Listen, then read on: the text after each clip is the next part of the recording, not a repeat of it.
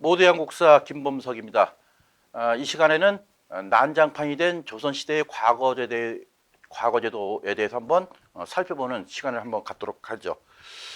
자, 과거제도 그러면은 이제 관리를 등용하는 그런 제도죠. 뭐 현대 우리 사회를 살면서도 뭐 사법고시, 행정고시 해가지고서 고시 시험이 많죠. 어떻게 보면 일종의 과거 시험이 지금까지 대물림했던 그러한 그 연장선상에서 이해하셔도 큰 문제는 없으리라고 봅니다.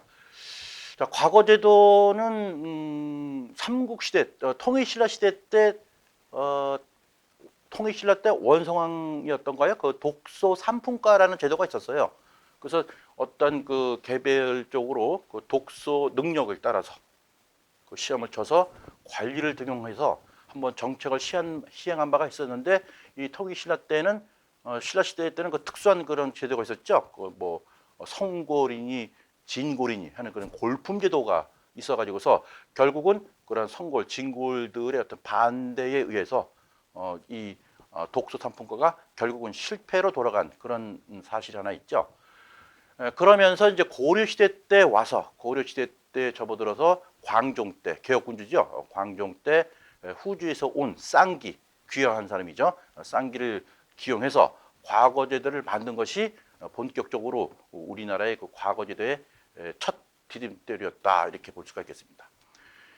이렇게 그 과거제도가 고려 시대부터 시작이 되면서 고려가 망하고 다시 조선이 건국하면서 그걸 이어받아서 이제 과거제도가 이제 더욱 활성화가 됐죠. 그래서 이 고려 시대와 이 조선 시대의 과거 시험을 갖다가 구분하는 것도 가끔 한국사 시험 문제에 나오곤 합니다. 자, 이 시간에는 조선 시대의 과거 제도에 대해서 한번 알아보는, 그렇게 해서 구분을 잘 한번 해보길 바랍니다. 자, 이 보통 이제 과거제는 이제 문과가 있고요. 그다음에 무과가 있고, 그다음에 잡과가 있었죠. 그래서 문과는 글자 그대로 이제 뭐 사서삼경이라든가 또는 어떤 그 뭐 제술, 어떤 문장을 갖다가 이렇게 뭐 이제 그 쓰고 뭐 이런 여러 가지 이제 그 물론 고려 시대 때의 그러한 그 과거제도 명경과 제술과라는 게 있었어요. 이제 그대로 이제 한번 이제 조선 시대에 와서 또 현실적으로 또 업그레이드한 그런 시험 제도라고 볼 수 있죠. 그래서 문과가 있고, 근데 무과는 이제 양반 계층에서 이제 무인, 그죠? 군인으로 가는 그런 사람들 또 선발하는 것이 있었습니다. 그리고 주로 이제 중인들이 많이 보는데 잡과가 있었죠. 그래서 기술관으로 보는데 보통 이제 뭐 통역하는 뭐 역관, 그다음에 또 뭐 천문학 관상대 이런 거, 그죠? 이런 거 음양, 이런 음양과, 그다음에 또 의과, 오늘날의 그 의사죠. 그다음에 또 뭐 율과, 형조에 소속돼서 어떤 형벌에 대해서 또 관여하는 그러한 직책으로 해서 잡과, 즉 기술관을 선발로 구분했습니다.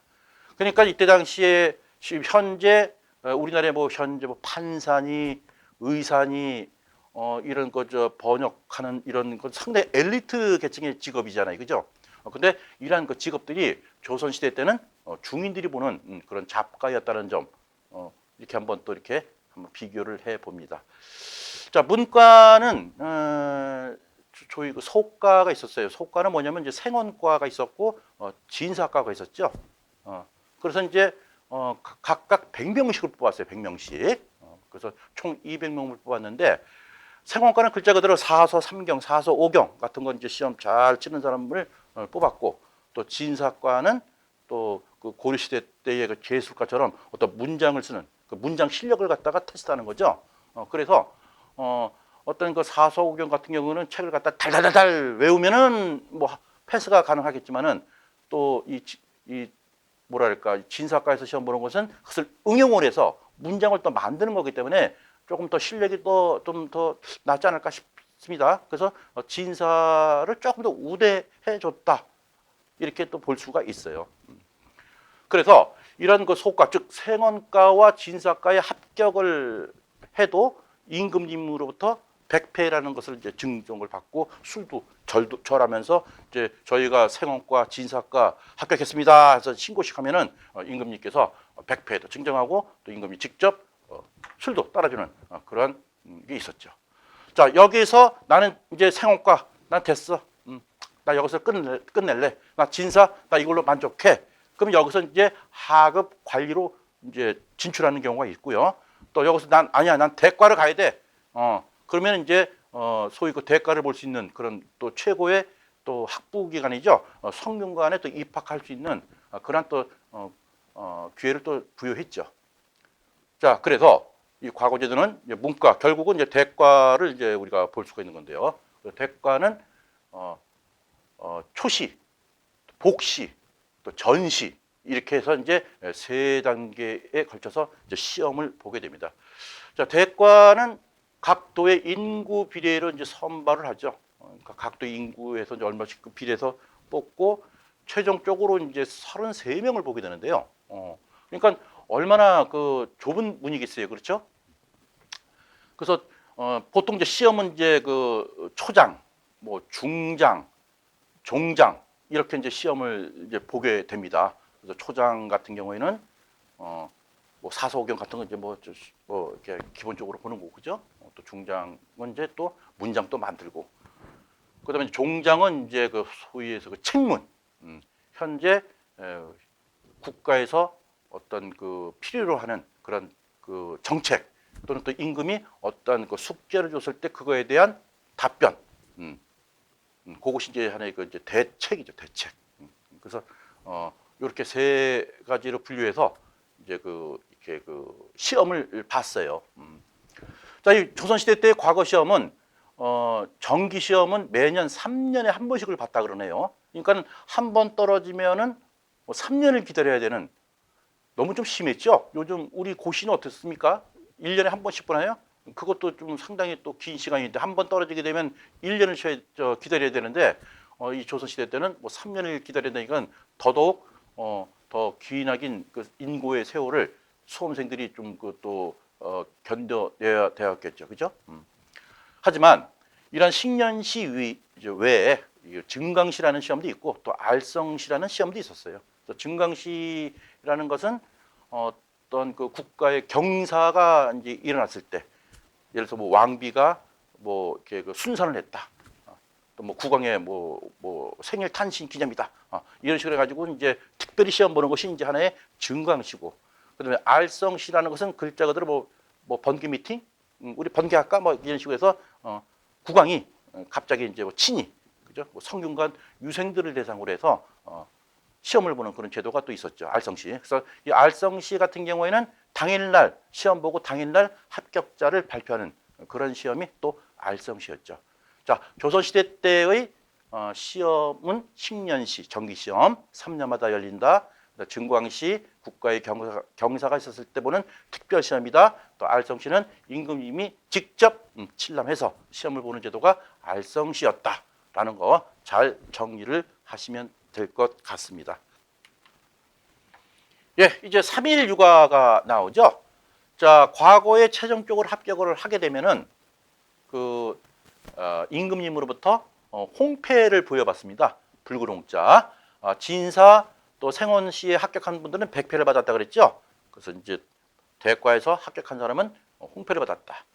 그리고 또 직접 임금님께서 합격자에게 또 어사화도 또 내려주셨어요. 어사화라는 것은 임금님이 내려주신 꽃이다 해서 사모관대다 꽂는 거예요. 꽂는 거.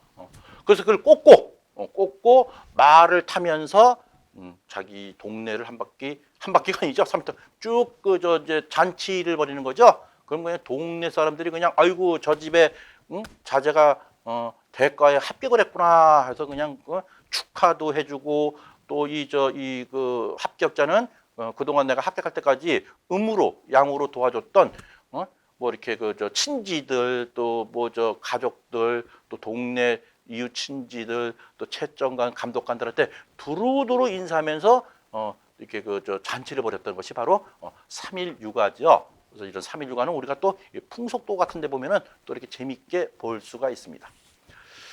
자, 이제 문과를 한번 넘어가도록 해보겠습니다. 자, 문과도 이렇게 초시에서 일단 200명을 선발하죠. 그러면서 시험은 문과와 같은 절차로 진행을 하면서 최종적으로 28명을 선발하게 됩니다. 대과는 33명을 선발하는데 문과는 28명 선발하네요. 그러면서 이제 최종적으로 전시에서 순위를 결정하는 거죠. 문과에서도 그 최종적으로 전시가 있죠. 전시라는 건 뭐냐면 이미 합격은 된 상태에서 1등부터 33등까지 등수를 매겨가지고 그 등수에 의해서 관직을 부여하는 거죠. 그런 거 똑같이 이제 이해를 하시면 되겠습니다. 자, 이렇게 문과 시험을 보게 됩니다. 그래서 우리 그 조선시대 때 그 유명한 명장군 이수신 장군 같은 경우에도 문과를 한 재수를 해가지고서 낙 한 번 떨어지고 재수해가지고 붙은 그런 장군이죠. 자, 약간 이제 핀티를 빗나갔지만 이제 고려 시대 때는 그 문과가 없었어요.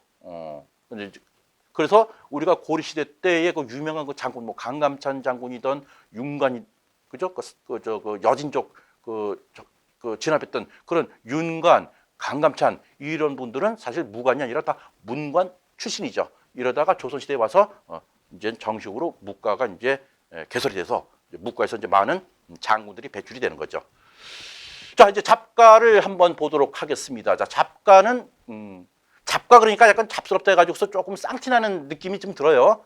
하지만 이 잡과는 뭡니까? 역과, 율과, 의과, 음양과로 구성되어 있죠. 자, 역 그러면 뭡니까? 역관들, 그 통역관, 그죠? 통역관. 또 율과, 그 법률자네요. 그러니까 형조에 소속이 돼서 어떤 법리에 의한 그런 일을 보는 사람. 또 의과는 글자 그대로 뭐예요? 즉 오늘날 의사죠. 또 음양과는 천문대, 관상, 천문학, 기상, 여기에 관련된 전문가들이 일하는 곳이죠. 그 지금의 그 이 통역 또 이 법관 또 뭐 의사 이런 또 관상대에 일하는 분들은 전문직이면서 매우 엘리트 계층의 직업들이죠. 이러한 오늘날 현대의 엘리트 계층의 직업군들이 조선시대 때는 중인들이 보는 그런 잡과였다는 점이 이제 조금 또 비교가 되네요. 현대하고요. 그죠? 자, 이러한 그 잡과는 주로 이제 기술관이라는 이제 향예 자제가 주로 응시를 했다고 합니다. 자, 이런 과거 시험 외에도 천거라는 게 있었고 음서라는 게 있었고 취지라는 게 있었죠. 그래서 천거 같은 경우는 비록 과거 시험은 안 보지만은 상당히 능력이 출중한 사람들을 갖다가 관리를 등용을 해서 일을 맡기는 거죠. 조선시대 중종 때 정암 조광조가 이제 현량과라는 것을 신설해서 유능한 인재들을 갖다가 추천해서 행정일을 볼 수 있도록 한 것이 이제 대표적인 사례라고 볼 수 있겠습니다. 자, 음서가 나오네. 자, 조선시대의 음서. 음서 그러면 이제 고려시대 때 음서가 이제 생각이 나실 거예요. 자, 고려시대 때는 5품 이상의 고위 관료의 자제를 비롯해서 뭐 사위, 뭐 조카 뭐 해가지고서 이런 사람들을 갖다가 이제 소위 그 높은 관직의 뭐 백그라운드라고 하나요? 그 등이 없고 관직으로 나가는 거죠. 그래서 그것이 음서제도였는데 조선 시대에 와서는 2품 이상의 고위 벼슬자의 국한이 되죠. 그러니까 고려 시대는 5품이었는데 조선 시대 때는 2품이에요. 그러니까 그만큼 더 까다로워진 거죠. 왜냐하면은 이 과거 시험이 워낙에 치열한 경쟁, 그죠? 그러니까 정식으로 시험을 봐서 실력으로 붙은 사람과 어떤 것도 그 소위 백으로 들어온 거하고는 구분하자, 뭐 그런 취지도 있었던 것 같아요. 어찌됐든 간에 조선시대 때 음서제도는 존재했지만은 고려 시대에 비해서는 매우 현격히 차이가 난다라는 점을 한번 정리를 해봅니다. 또 취재 같은 경우에는 뭡니까? 어떤 특별 시험이죠. 어떤 학업 관리를 갖다 뽑는데 또 뽑는 그런 제도가 또 있었다. 자, 밑에 보면 이제 그 대책이라는 용어가 나오네요. 자, 대책은 우리가 문과, 대과 시험을 볼 때 맨 마지막에 보는 그런 시험이죠. 어떤 국가에서 필요한 정책을 갖다가 제시를 하면은 그 문제에 대해서 답을 쓰는 거죠.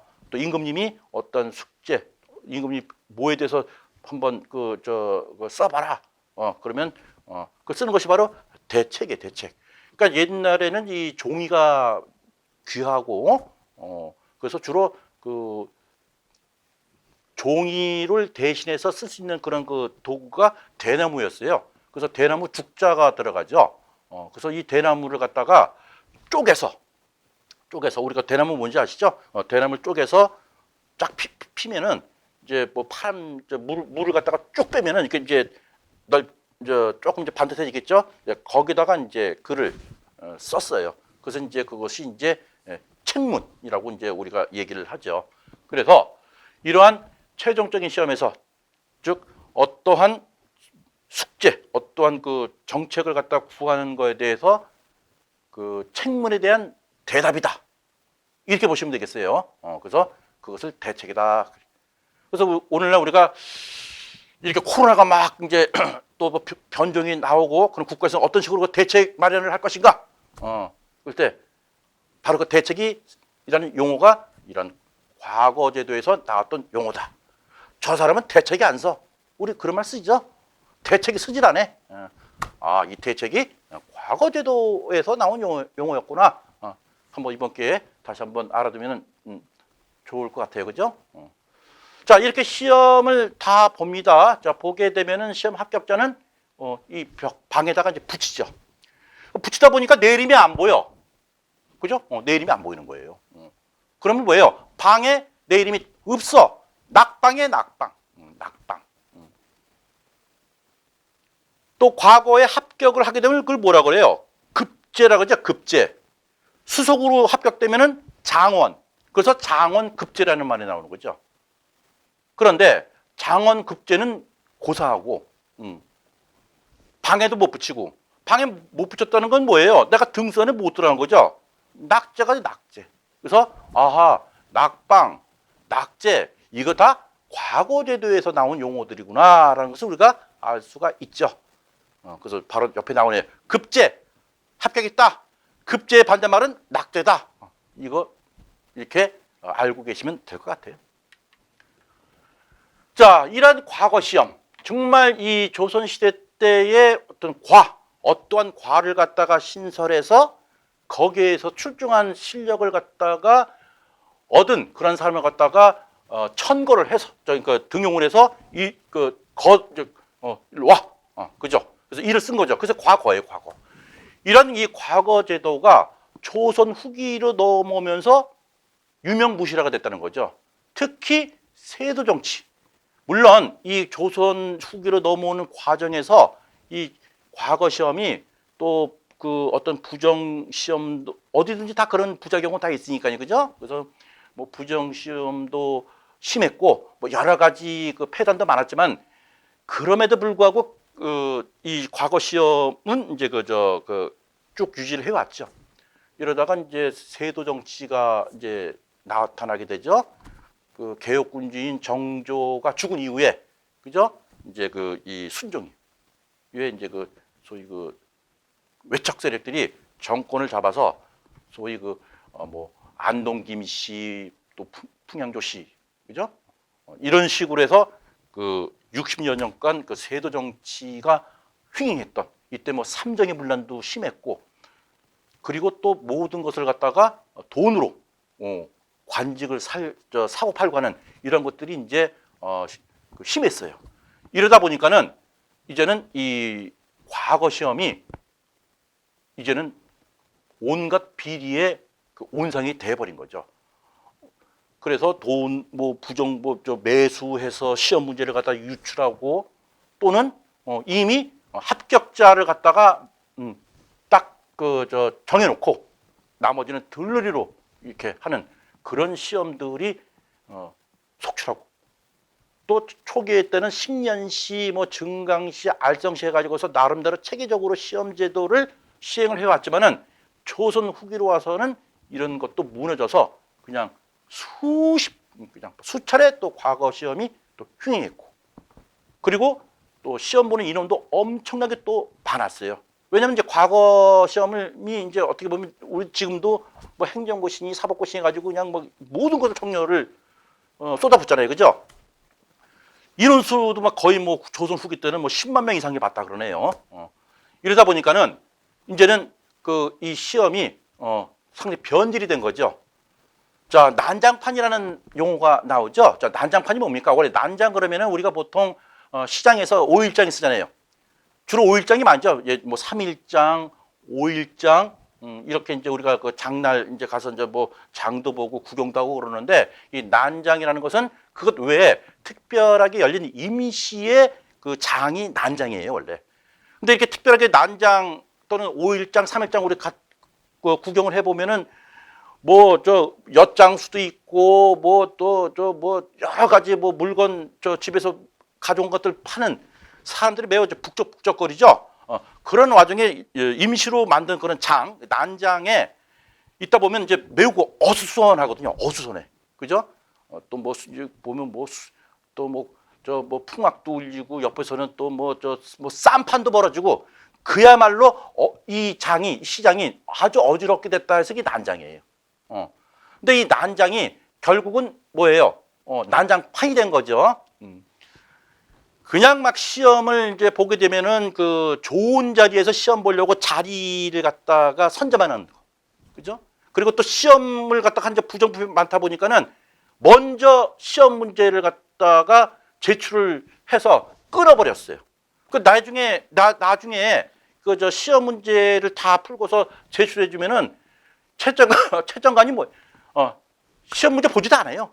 아무리 잘 썼어도 이건 그냥 아예 보질 않기 때문에 당연히 합격하고는 거리가 먼 거죠. 뭐 이런 식의 부정부패가 만연하다 보니까는 그냥 서로 시험 문제도 빨리 내려고 그러고 또 좋은 자리에서 시험을 보려고 하다 보니까는 자 지금부터 시험 자 장소 입장하세요 그러면 먼저 달려가서 그 좋은 자리를 보려고 했던 하다 보니까 아주 그냥 뭐 어수선하고 그냥 그 뭐 어지러움이 뭐 눈에 상상이 가죠.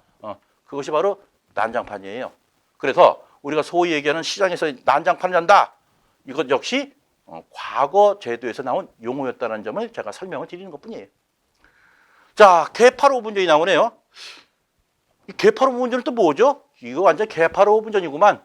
소위 그 난장판하고 거의 비슷한 그런 느낌의 그런 용어죠. 하지만은 자, 난장판 제가 설명드린 바와 마찬가지로 과거 시험 때에 나왔던 용어가 난장판이고요. 개파 5분전은 사실은 과거 제도에서 나온 용어가 아니죠. 자, 개파 5분전은 글자 그대로 개판, 열개자의 열개자. 그러니까 6.25 때 우리나라가 이제 그 전쟁 때 북한의 침입으로 쭉 이제 그 저 후퇴하면서 최종적으로 이제 부산이 임시 수도가 됐죠. 그러니 그때의 이 피난민들이 이제 엄청 내렸을 거 아닙니까? 각종 학교니 뭐니 이런 것도 임시 막사 천막을 치면서 거기서도 뭐 학교 임시 학교를 세워서 공부를 했던 그 시절 그때였죠.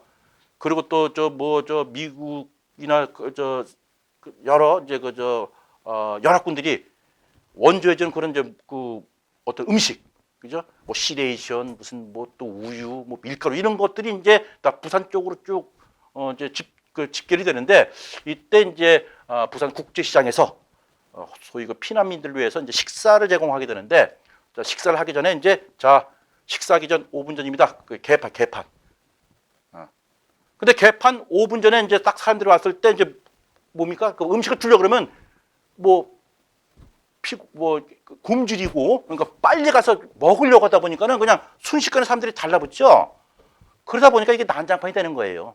그래서 이것이 소위 개판 5분전이다. 야, 이거 완전 개판 5분전이구만. 이런 말 쓰죠. 그래서 이런 개판 5분전은 바로 6.25 때, 그죠? 우리 피난민들이 음식 하나 좀 얻어 먹으려고 서로 아기 다툼하면서 달라붙어가지고서 그냥 그 주위가 어수선하고 아주 어지러운 그런 상상 해보십시오. 그것이 바로 개판 5분전의 유래다. 이렇게 제가 이제 한번 정리를 해드립니다. 자, 그래서 우리가 보통 난장판과 개판 5분전은 난장판까지는 우리가 조선시대 과거 제도에서 나왔던 용어를 쓴 것이고 개판 5분전은 6.25, 즉 현대 근대사에 있었던 쓰라린 아픔의 어떤 그런 아픔의 그런 역사를 간직하고 있는 그러한 용어가 바로 개판 5분전이죠. 지금 우리 뭐 개판 5분전이라는 용어 쓸만한 것들이 나타나나요? 그래도 많이 정리가 좀 됐죠. 그래서 우리 개판 5분전이라는 그런 용어 앞으로도 쓰지 않도록 우리가 또 선진화된 그런 그 시민으로서 또 생활을 해야 될 것 같습니다. 자, 오늘은 조선시대의 그 과거 시험이 또 난장판이 된 그런 과정 한번 설명드렸습니다. 자, 모대한국사 김범석이었습니다.